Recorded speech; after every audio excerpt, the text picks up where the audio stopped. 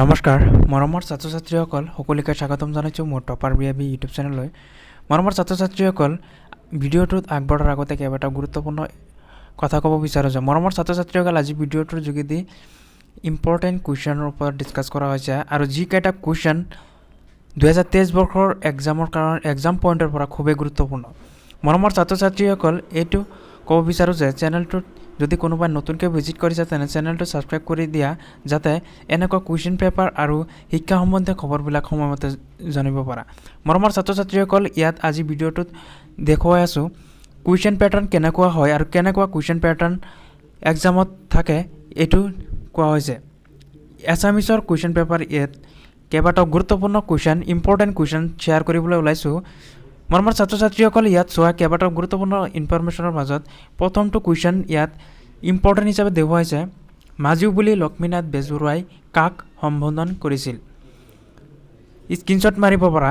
মৰমৰ ছাত্ৰ ছাত্ৰীসকল ইয়াত মাজু বুলি লক্ষ্মীনাথ বেজবৰুৱাই কাক সম্বোধন কৰিছিল আৰু দ্বিতীয়টো প্ৰশ্ন ইয়াত স্পষ্টকৈ দেখুৱাই আছে সাহিত্য অকাডেমী বঁটা বিজয়ী প্ৰথমগৰাকী অসমীয়া সাহিত্যিক কোন।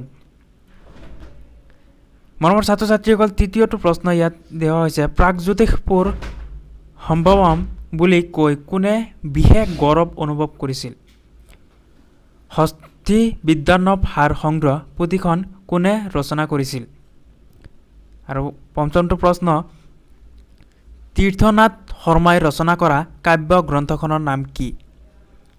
ইয়াত ষষ্ঠ প্ৰশ্নটো হ'ল চিঠি চুটিগল্পটি শিলভদ্ৰৰ কোনখন সংকলনৰ পৰা লোৱা হৈছে। সপ্তমটো প্ৰশ্ন হৈছে ব্যৱসায়িক দিশত সফল হোৱা জ্যোতিপ্ৰসাদ আগৰৱালাৰ কথা ছবিখনৰ নাম কি। মৰমৰ ছাত্ৰ ছাত্ৰীসকল যিকেইটা প্ৰশ্ন দেখুওৱা হ'ল খুবেই গুৰুত্বপূৰ্ণ খুবেই ইম্পৰ্টেণ্ট প্ৰশ্ন এক্সাম পইণ্টৰ পৰা খুবেই কমন প্ৰশ্ন হয়। মৰমৰ ছাত্ৰ ছাত্ৰীসকল দ্বিতীয়টো প্ৰশ্ন ইয়াত দেখুওৱা হৈছে প্ৰথম প্ৰশ্নটো হ'ল লক্ষ্মীনাথ বেজবৰুৱাই লিখা দুখন হাস্যব্যংগ ৰচনাৰ নাম লিখা। দ্বিতীয়টো প্ৰশ্ন হ'ল ফৰিয়াদ আৰু সঁচাৰ কাঠি শব্দৰ অৰ্থ লিখা। তৃতীয়টো প্ৰশ্ন কথা কবিতাৰ দুটা বৈশিষ্ট্য লিখা। চতুৰ্থটো প্ৰশ্ন হ'ল তোমাৰে আনন্দ বৰুৱাই কবিতা শাৰীটো কোনজন কবিৰ কোনটো কবিতাৰ পৰা তুলি অনা হৈছে। পঞ্চমটো প্ৰশ্ন আনন্দৰাম বৰুৱাৰ মতে কৰ্মৰ স্বৰূপ কি।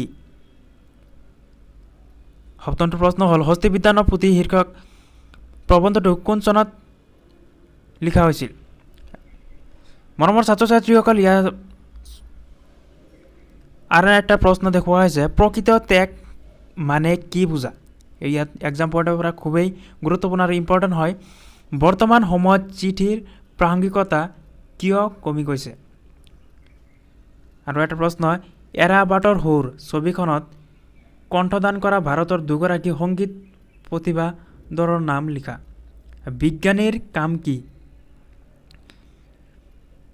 ইয়াত আন এটা প্ৰশ্ন দেখুওৱা হৈছে অসমীয়া ভাষাত চুফী সাধকসকলৰ ভাৱধাৰা প্ৰথম কোনগৰাকী কবিৰ কবিতাত প্ৰকাশ পাইছিল। আৰু এটা প্ৰশ্ন ইয়াত জাগৃত কাব্যগ্ৰন্থৰ ৰচয়িতা